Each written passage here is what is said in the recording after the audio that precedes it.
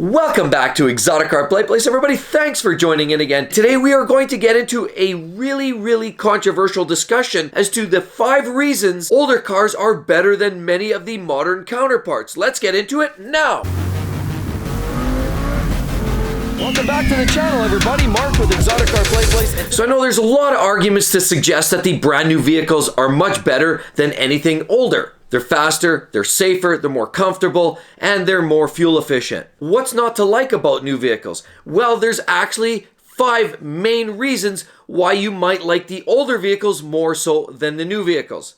So the first reason on my list that the older cars are often better than their new car counterparts, many of them come equipped with a manual transmission. Now you almost have to go 2-3 generations back in Benzes and Audis.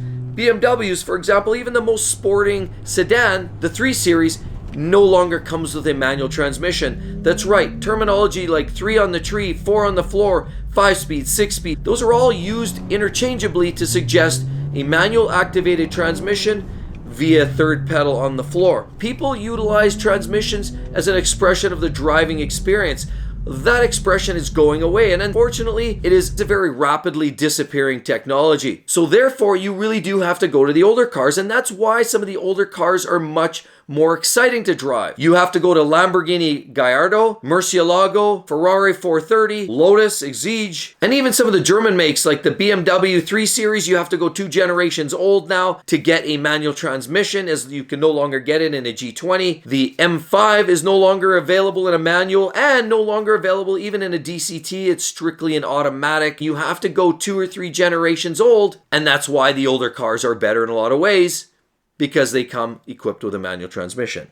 So the second reason why the older cars are probably better than the new car counterparts, and that is the naturally aspirated engine or normally aspirated engine, depends how you like your flavor. Naturally aspirated engines are engines that don't use forced induction, no turbos, no supercharging.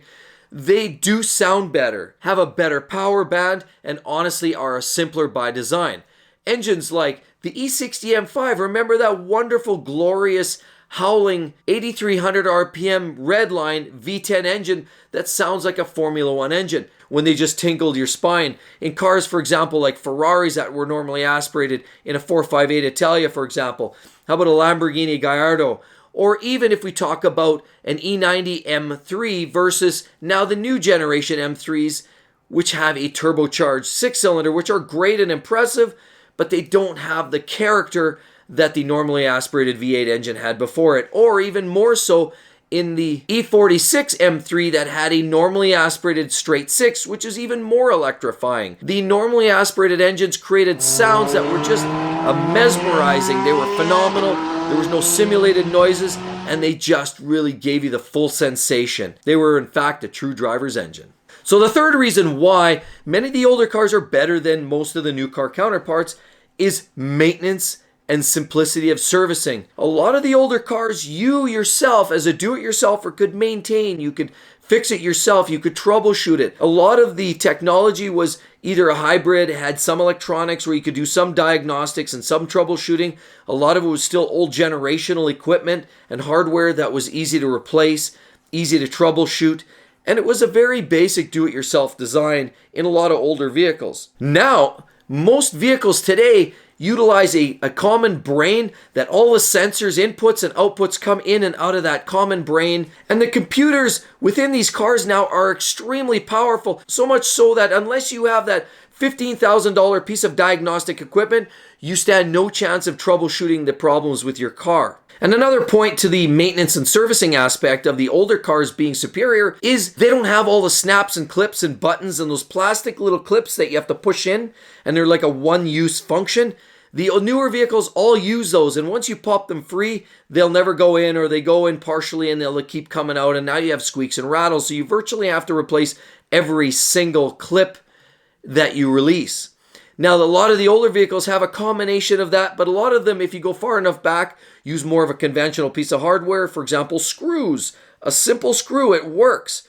It's not pretty, but I'll tell you, for maintenance, it screws out, it screws in, everything's as tight as when you started with it. So for simplicity and durability, the screws are the way to go, and hence the older cars often are better than some of the new ones. So the fourth reason why the older vehicles are better than new vehicles, and that is the simple fact that they're analog everything.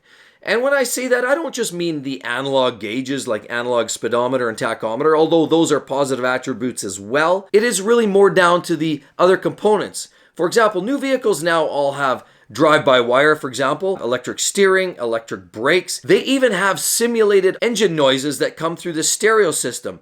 Everything is simulated in a new vehicle. That unfortunately prevents any sensation of real connectedness to the road and to the vehicle.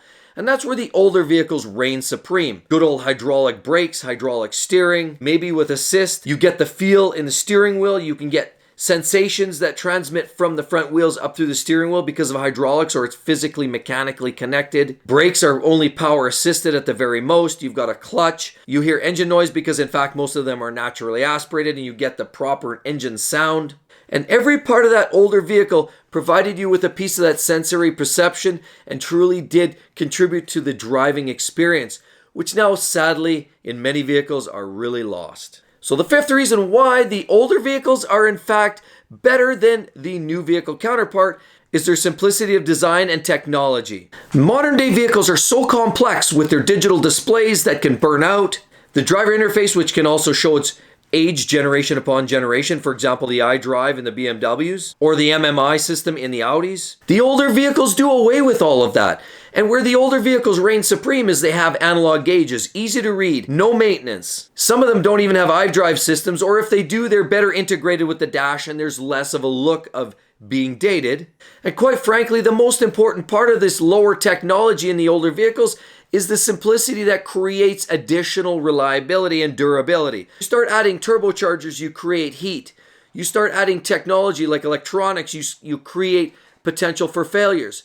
All of this new technology creates efficiencies and gadgets, all for the sake of comfort and for fun and enjoyment and for selling cars and marketing.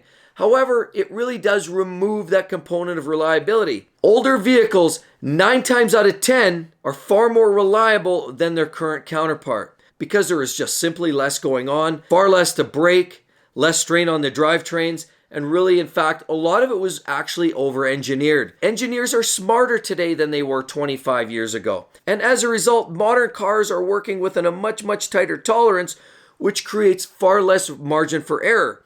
One little deviation from the normal operating characteristics and a car goes into a fault mode.